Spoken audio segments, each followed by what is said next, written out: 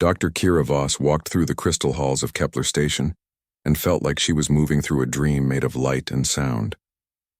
The walls around her were not made of metal or stone like human buildings. They were grown from living crystal that sang soft music when the wind from the air systems touched them. Every surface glowed with gentle blue light that never hurt the eyes. This was home to the Zalani people, and Kira had learned to love it during her 3 years as the human science officer assigned to their research station.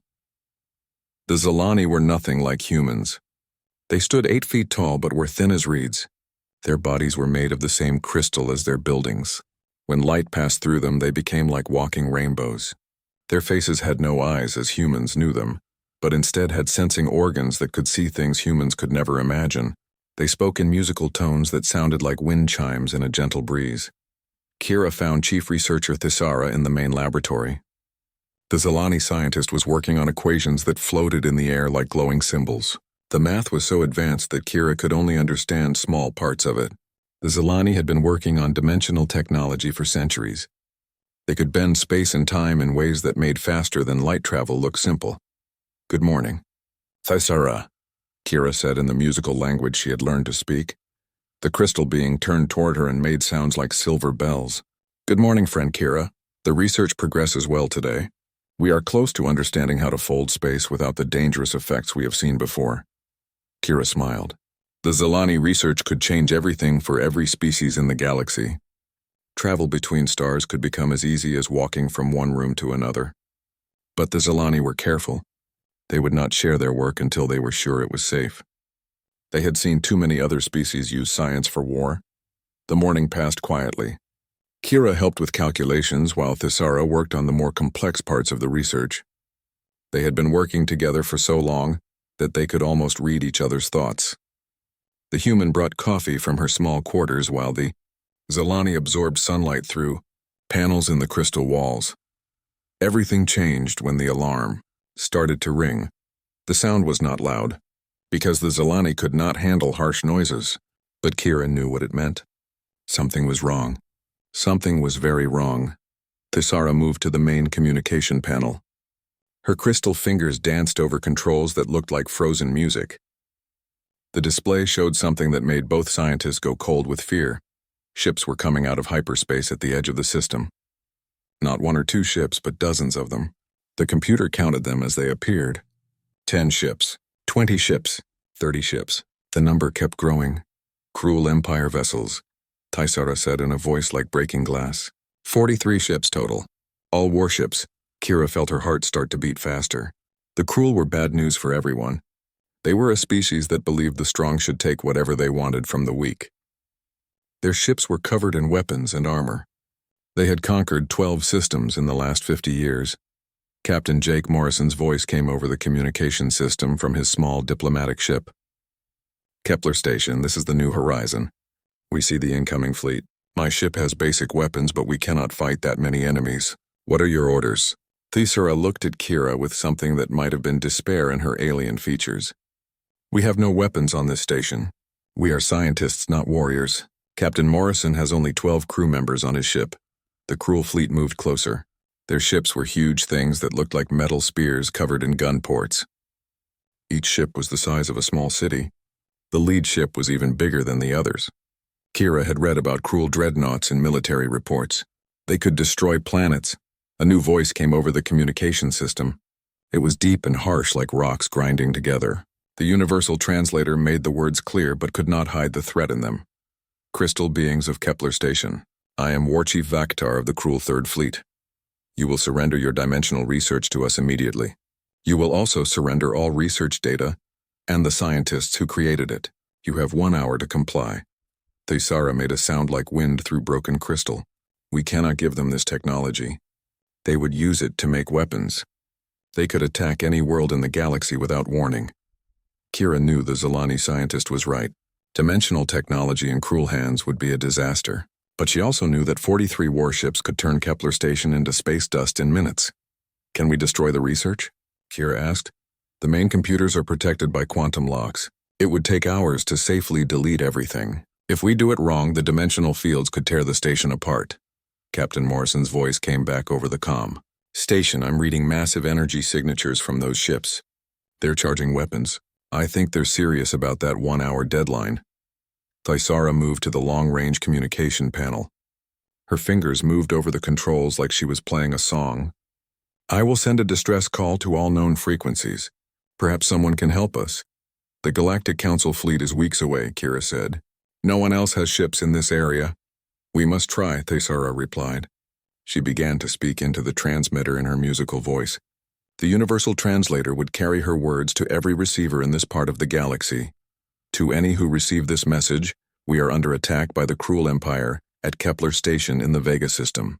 They demand our dimensional research. We cannot resist. We are a peaceful people. We have no weapons. Please, if anyone can hear this, we need help. Time is short. We cannot let this technology fall into their hands. The message went out across space at faster than light speed. It would reach the nearest relay stations in hours. From there, it would spread to every civilized world. Kira watched the cruel ships get closer on the display screen. In 1 hour, everything would change. Either help would come, or the cruel would take what they wanted by force. She thought about Earth far away across the galaxy. She thought about her family and friends who would never know what happened here. She thought about all the peaceful worlds that would suffer if the cruel got dimensional weapons.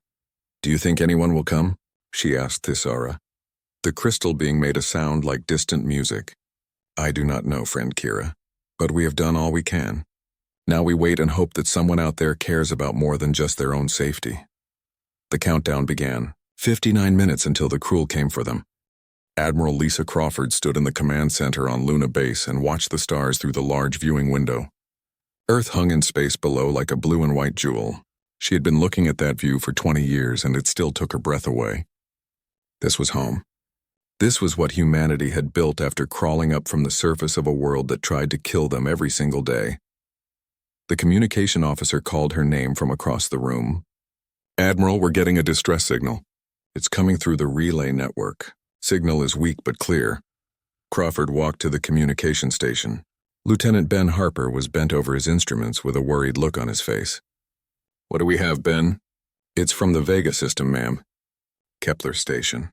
They're under attack by a cruel fleet. 43 ships. They're asking for help. Crawford felt her stomach drop. She knew about Kepler Station. The Zalani research facility was doing work that could change the galaxy. If the cruel got their hands on dimensional technology, every peaceful world would be in danger. What's our nearest asset in that area? She asked. Harper checked his displays. The USS Liberty, ma'am. Captain Noah Blake commanding. They're escorting a mining convoy about 6 hours from the Vega system. Crawford knew the Liberty. She knew Captain Blake, too. The man had been fighting alien threats for 15 years. His ship was one of the new Warrior-class heavy cruisers. Built for war. Built to take damage that would destroy other ships. Built by humans who understood that sometimes you had to fight monsters. What about Galactic Council forces? Crawford asked. Nearest Council fleet is 2 weeks away. By the time they get there, it'll be over. Crawford looked at the tactical display. 1 human ship against 43 cruel warships. The odds were insane. But she had seen human crews do impossible things before. That was what made them human. Signal the Liberty. Emergency priority. Captain Blake is to proceed to Kepler Station immediately and render all possible assistance. Harper typed commands into his console. The message would reach Blake in 20 minutes. Ma'am, should I also signal command? This could start a war with the cruel empire. Crawford thought about that. The cruel were dangerous, but they respected strength. If humanity showed they would fight for their allies, maybe the cruel would think twice about future attacks. If they showed weakness, the cruel would see it as permission to take whatever they wanted. Send the message to Captain Blake first. We'll deal with politics later. 20 minutes passed like hours. Finally, Captain Blake's response came back through the communication network. His voice was calm and steady like it always was before a fight. Luna Base, this is Captain Blake on the Liberty. Received and understood. We are breaking escort duty now and proceeding to Kepler Station at maximum burn. ETA 14 hours. Tell them help is coming. Crawford smiled. Blake never wasted words. He never made promises he couldn't keep. If he said help was coming, then help was coming. She had Harper send a message to Kepler Station. Message received. Help is coming. Hold on. The response came back faster than expected. The voice was strange and musical, clearly alien. The universal translator made the words understandable, but couldn't hide the fear. Thank you for responding. But please understand, the crew will have 43 vessels. How many ships are you sending? Crawford looked at Harper. The young lieutenant was waiting for orders. She could send more ships, but they were all hours or days away. The Liberty was alone out there. Send this message, she told Harper. 1 ship. It will be enough. The alien response came back quickly. 1 ship? Against 43? This is impossible. Crawford had Harper send 1 more message. You don't know humans very well. The Liberty has never lost a fight. Captain Blake has never abandoned allies. 1 ship will be enough. She turned away from the communication station and looked out at Earth again. Down there, billions of humans lived their lives in peace because people like Noah Blake stood ready to fight in the darkness between stars. They were the children of a world that had tried to kill them for millions of years. They had learned to fight back. They had learned to win. Her aide, Commander Kate Sullivan, came up beside her.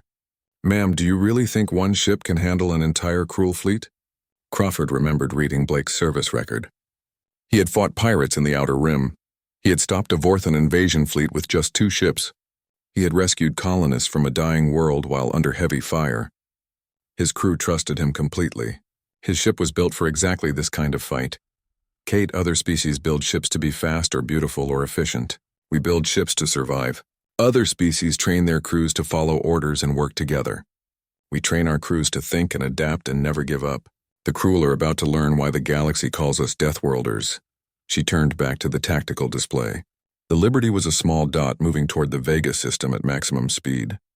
1 ship carrying 847 human souls into battle against impossible odds. Crawford had seen the Liberty's specifications. The ship could take punishment that would destroy most alien vessels.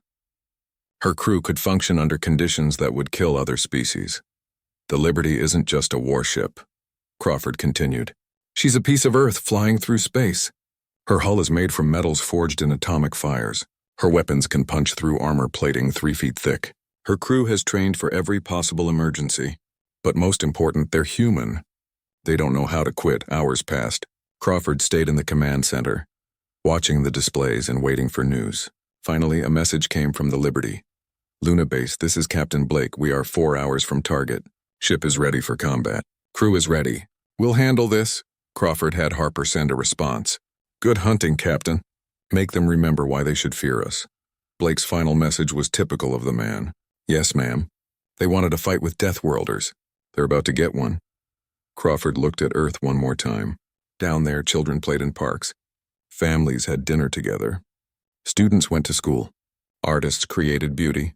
Scientists pushed the boundaries of knowledge. All of it was possible because warriors like Blake and his crew stood watch in the darkness. The crew thought they were attacking a weak research station defended by crystal beings who had never known war. They were wrong. They were attacking friends of humanity, and humanity always protected its friends. Commander Sullivan, Crawford said, have all news networks standing by. When this is over, I want the whole galaxy to know what happened. I want them to know that when peaceful people call for help, humans answer, yes, ma'am. What do you think will happen? Crawford smiled. It was not a nice smile. It was the smile of a predator who knew her pack was hunting. I think 43 cruel ships are about to learn why Earth is called a death world. I think they're about to discover what happens when you threaten something humans care about. The Liberty disappeared into hyperspace, carrying war toward the Vega system. Crawford settled in to wait for news. One way or another, the galaxy was about to change. The USS Liberty dropped out of hyperspace like a dark arrow shot from the bow of an angry god. The ship was nothing like the elegant vessels other species built. Where alien ships were smooth and beautiful, the Liberty was angular and brutal. Her hull was black metal scarred by battle. Gun ports covered her surface like the eyes of a hunting spider. Energy readings from her reactor core burned hotter than most stars. Captain Noah Blake stood on his bridge and studied the tactical display with cold eyes. 14 years of fighting had taught him to see battles before they began. The cruel fleet hung in space around Kepler Station like wolves surrounding sheep. 43 ships, each one 3 times the size of his vessel, each one carrying enough firepower to level a city. Analysis, Mr. Foster, Blake said to his tactical officer. Lieutenant Andy Foster bent over his instruments. Sir, I count 43 vessels. 12 heavy cruisers, 20 destroyers, 8 frigates, and 3 dreadnoughts. Total crew estimate is over 50,000. They're in standard cruel attack formation. Blake nodded. The cruel always fought the same way. Overwhelming force applied without subtlety. They relied on fear and superior numbers. They had never fought humans before. Chief Rodriguez, reactor status. Blake called to his engineering officer. Reactor at 110% and climbing, Captain. All weapon systems online. Hull integrity at maximum. We're ready for whatever you want to throw at us. Blake looked around his bridge. His crew of 847 represented the finest warriors humanity had ever produced. They had trained together for 3 years. They had fought together in a dozen battles. They trusted each other completely. Most important, they were human. They were the children of Earth, the deathworld that had forged them into the galaxy's most dangerous predators. The communication system came alive with a harsh alien voice. War Chief Vaktar of the cruel Third Fleet spoke in his grinding, rock-like tones. Human vessel, you are outnumbered 43-1. Your ship is small and weak. Withdraw immediately or be destroyed. We have no quarrel with your species. Blake smiled. It was not a pleasant expression. He activated the communication system and spoke in a voice like winter wind. This is Captain Noah Blake of the Earth vessel Liberty. You have attacked friends of humanity. You have 30 minutes to withdraw from this system and release all hostages. This is your only warning. The alien laughter that came back over the communication sounded like boulders falling down a mountain. Humans, your reputation for madness precedes you. Very well. We will add your wreckage to our collection. All ships destroy the human vessel. Blake turned to his crew. These were his people. His family. They had followed him through hell before, and they would do it again. Ladies and gentlemen, the cruel have made their choice. Let's show them why Earth is called a death world. All hands battle stations. The Liberty moved like a living thing. Where cruel ships were slow and ponderous, the human vessel danced through space. Blake had studied the tactical situation during the approach. The cruel were using the gas giant's gravity well to anchor their formation. They thought it gave them an advantage. They were wrong. Mr. Murphy, take us into the radiation belt, Blake ordered his navigator. Sir, the radiation will blind our sensors, Navigator Ryan Murphy replied. It'll blind theirs too, but we're built to fight blind. They're not. The Liberty dove toward the gas giant.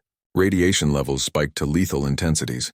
On any other ship, the crew would be dead in minutes. But human ships were built different. The Liberty's hull was designed to handle the radiation storms of deep space. Her crew was trained to function when normal sensors failed. The first cruel ships moved to intercept. They fired their main weapons, massive energy beams that could punch through asteroid belts. But the Liberty wasn't where they thought she was. Blake had used the radiation to mask his ship's true position. Weapons free, Ms. Sullivan, Blake said to his weapons officer. Lieutenant Kate Sullivan had been waiting for those words. Her fingers danced over the fire control systems. The Liberty's main guns spoke with the voice of controlled nuclear fire. Plasma bolts reached out across space and struck the lead cruel destroyer. The alien ship staggered under the impact. Her shields flared and died. Her hull armor, designed to stop normal weapons, cracked like eggshell under the human guns. The destroyer broke in half and died in a brief sun of escaping atmosphere. First kill confirmed, Sullivan reported. Targeting second vessel. The cruel formation began to collapse as they tried to find and destroy the human ship. But Blake was no longer where they expected. The Liberty moved through the radiation storm like a shark through bloody water. Her weapons reached out again and again. Each shot was perfectly aimed. Each shot found its mark. War Chief Vaktar screamed orders to his fleet. Find them! Destroy them! How can one small ship do this? The answer was simple, but the cruel couldn't understand it. Humans didn't fight like other species. They didn't rely on superior numbers or overwhelming firepower. They fought smart. They fought dirty. They fought like the predators they had always been. The Liberty broke from the radiation belt and dove toward the gas giant's upper atmosphere. G-forces that would kill most alien crews pressed the humans into their seats, but they had trained for this. Their bodies were adapted for the high gravity of Earth. What would cripple others only made them stronger. Hull stress approaching design limits. Chief Rodriguez called from engineering. How much more can she take? Blake asked. Unknown, sir. We're beyond the test parameters, Blake nodded. Human ships were built to exceed their design limits. They were built by a species that understood that sometimes you had to risk everything to win. The Liberty skimmed the edge of the gas giant's atmosphere. The ship groaned under stresses that would tear apart most vessels. But she held together. She was built on Earth, forged in the furnaces of human determination. Behind them, 6 cruel ships tried to follow. They couldn't handle the atmospheric pressure. One by one, they were crushed or torn apart by the gas giant's embrace. Their wreckage fell into the swirling clouds below. 6 more confirmed kills, Sullivan reported. Remaining enemy vessels are regrouping. Blake studied the tactical display. 36 ships left. Still impossible odds. But the crew were no longer confident. They had lost 7 ships to 1 human vessel. Fear was beginning to replace arrogance. On Kepler Station, Dr. Kira Voss and Chief Researcher Thisara watched the battle with amazement and horror. The human ship moved through enemy fire like it was dancing. Explosions bloomed around it but never seemed to touch it. "Your people fight like demons," Thisara whispered in her musical voice. Kira watched another cruel ship die under the Liberty's guns. "We fight like humans." That's scarier than demons. The battle was far from over. 36 enemy ships still surrounded them. But something had changed. The crew had come expecting easy prey. Instead, they had found Earth's children. They had found the Deathworlders. And the Deathworlders were just getting started. The Liberty emerged from the gas giant's atmosphere like a metal phoenix rising from fire. Her hull glowed red-hot from atmospheric friction, but her weapons were still firing. Captain Blake had turned the impossible maneuver into a tactical advantage. The 6 cruel ships that had tried to follow were now scattered debris falling into the planet below. "Damage report," Blake called out as his ship leveled off in clear space. "Hull temperature critical but cooling. Minor stress fractures on decks 7 and 12. All weapon systems operational. Reactor at 120%. Chief Rodriguez replied from engineering. His voice was steady, but sweat ran down his face.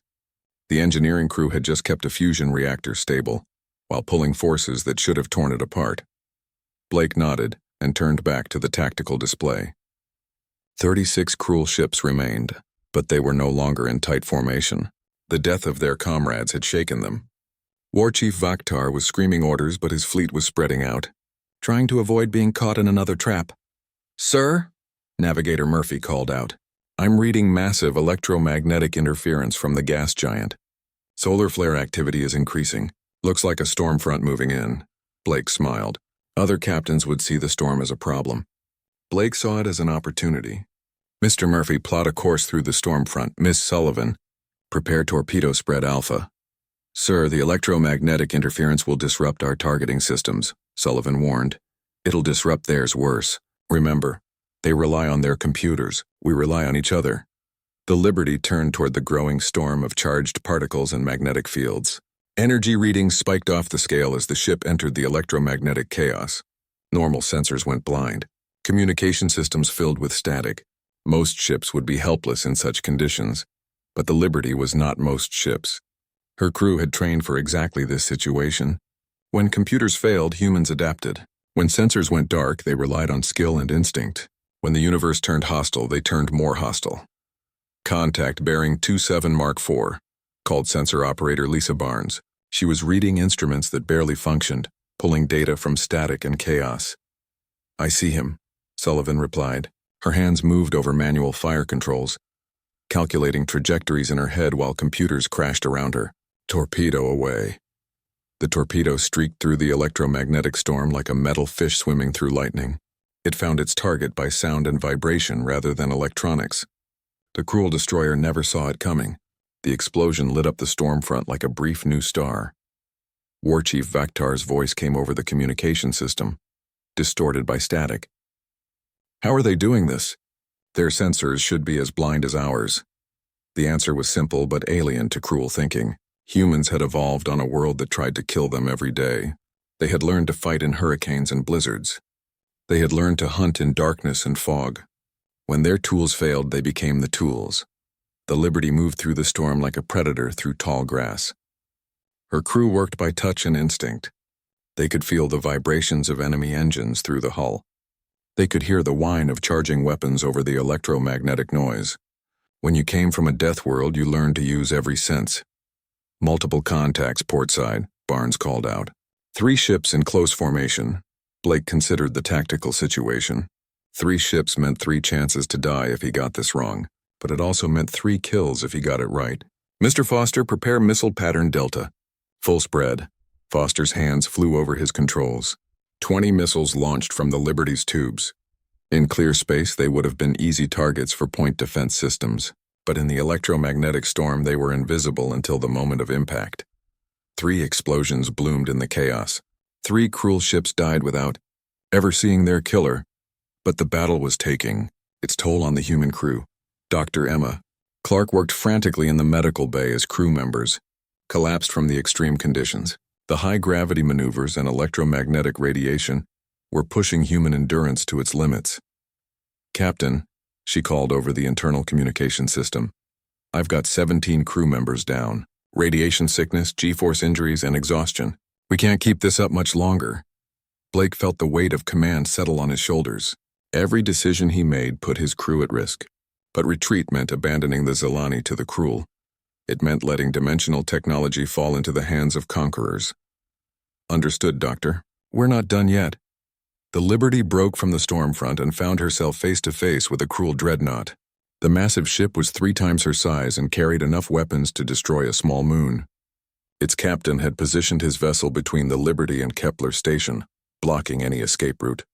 Human ship, came the voice of a new cruel commander. I am Fleet Captain Morvac. Surrender now and your crew will be treated as prisoners of war. Continue to resist and we will turn your ship into atoms. Blake looked at the dreadnought on his display screen. The ship was a mountain of metal and weapons. In a straight fight, the Liberty would last maybe 30 seconds. But Blake had not survived 14 years of combat by fighting fair. Mr. Murphy, emergency course change. Take us under their bow, maximum burn. Sir, that'll put us in their forward-firing arc. They'll blast us apart. Not if we're too close. Big ships have big blind spots. The Liberty dove toward the dreadnought like a hawk stooping on prey. The cruel ship tried to bring its weapons to bear, but Blake had calculated correctly. At close range, the massive guns couldn't depress far enough to target the smaller ship. All weapons concentrated fire on their reactor housing, Blake ordered. The Liberty's guns spoke as one. Plasma bolts and particle beams hammered at the dreadnought's armored hull. For long seconds, nothing seemed to happen. Then cracks appeared in the alien armor. Then the cracks became holes. Then the holes became a chain reaction that tore the dreadnought's reactor apart. The explosion was visible from 3 star systems away. When it faded, the Cruel's most powerful ship was expanding debris and the Liberty was already moving toward her next target. Fleet Captain Morvac has left the building, Sullivan announced with grim satisfaction. On Kepler Station, Thusara turned to Kira with something like awe in her crystalline features. Your people are destroying themselves to save us. Half your crew is injured. Your ship should have been destroyed 10 times over. Why do you continue? Kira watched the Liberty dance between enemy ships on the display screen. She watched human warriors push themselves beyond all reasonable limits. She watched her people do what they had always done when others needed help. Because that's what makes us human, she said quietly. We don't abandon friends. We don't surrender to bullies. We fight until we win or until we die trying. The battle raged on. 29 cruel ships remained, but they were scattered and demoralized. Their formation was broken. Their confidence was shattered. They had come expecting to fight crystal beings who had never known war. Instead, they were fighting the children of Earth. They were fighting Deathworlders, and Deathworlders never gave up. The last cruel ship died in silence, its hull cracked open like a broken egg. War Chief Vaktar's flagship had tried to ram the Liberty in a final act of desperation. But Captain Blake had seen the move coming. The human ship had slipped aside at the last moment and put 3 plasma bolts through the alien vessel's reactor core. The USS Liberty hung motionless in space, surrounded by the debris of 43 enemy warships. Her hull was cracked in a dozen places. Her reactor core was barely stable. Half her crew was in the medical bay. But she was alive. She was victorious. She was still human. All enemy vessels destroyed or fled, reported Lieutenant Sullivan from her weapons station. Her voice was hoarse from breathing air thick with smoke and burned electronics. Captain Blake nodded slowly. His uniform was torn and bloody from where a falling beam had caught him during the battle. Communications, signal Kepler Station. Tell them the threat is neutralized. The response came immediately. Dr. Kira Voss's voice carried relief and amazement in equal measure. Liberty, this is Kepler Station. We read you. Are you all right over there? Blake looked around his battered bridge. Sparks still fell from damaged systems. Emergency lights cast everything in red shadows. His crew sat at their stations like walking wounded, but they were all still working. Still fighting if they had to. We're operational, Kepler Station. Casualties are light considering what we've been through. Request medical assistance for our wounded and engineering teams for damage control.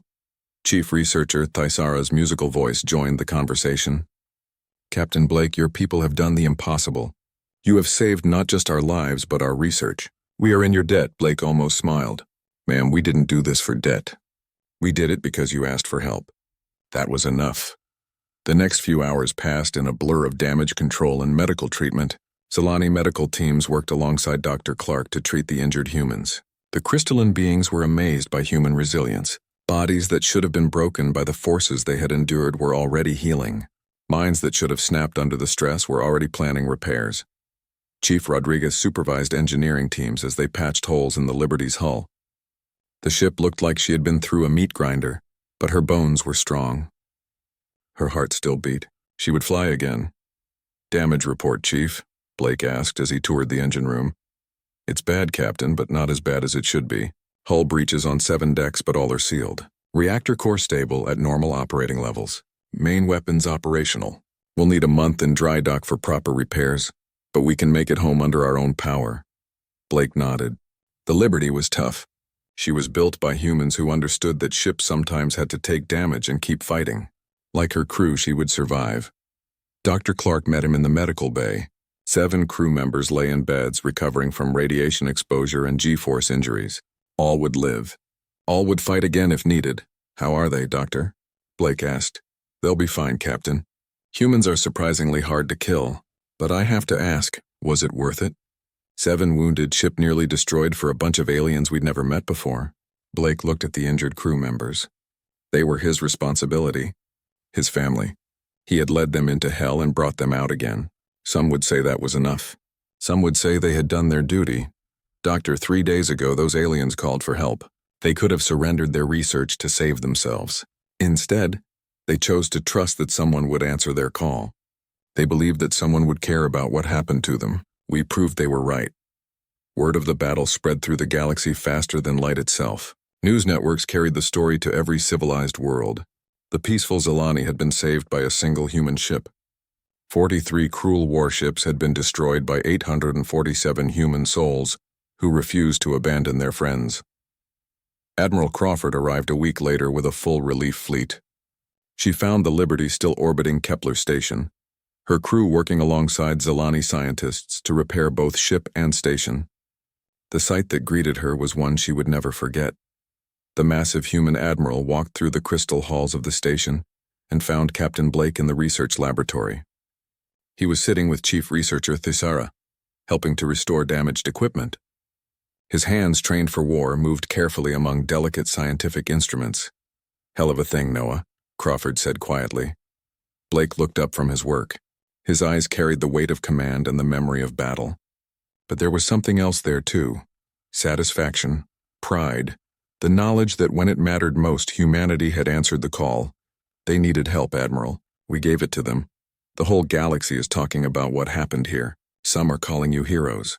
Others are calling you madmen. The cruel empire has filed an official protest. Blake almost smiled. Let them protest. Maybe next time they'll think twice before attacking peaceful researchers. 3 months later, Blake stood on the bridge of the repaired Liberty and watched the ceremony taking place on the main screen.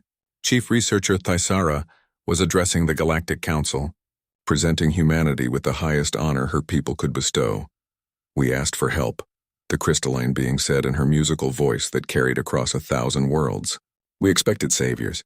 Instead, we received something far more valuable.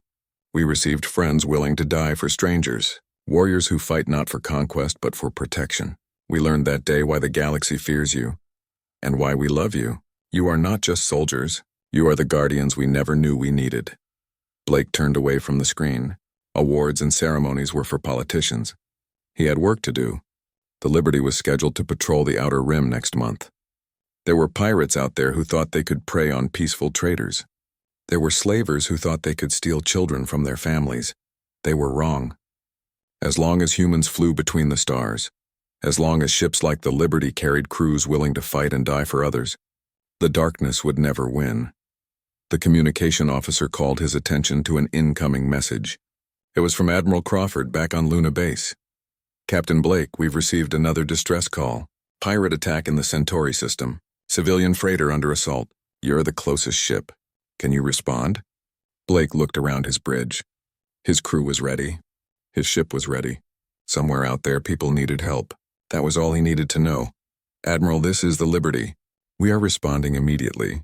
Estimated time to target, 6 hours. He turned to his crew. These were his people. His family. They had proven themselves in the fires of battle. They would prove themselves again. Ladies and gentlemen, someone needs our help. Let's go show them what humans do when the darkness comes calling.